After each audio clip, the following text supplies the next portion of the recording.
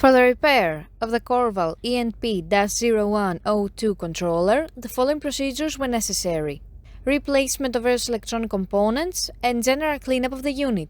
For testing, we add a 220-volt AC power supply and a PT100 sensor as input signal. By adding the power supply, the unit reacts and the screen lights up. We then warm the PT100 sensor with body heat, and we can see that the process variable rises.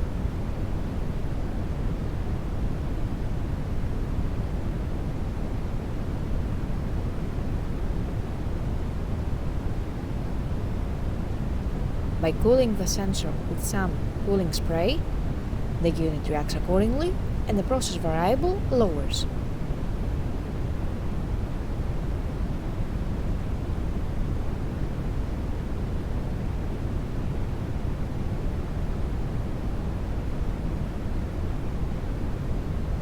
It is now clear that the controller is working successfully and is ready to be delivered to the customer.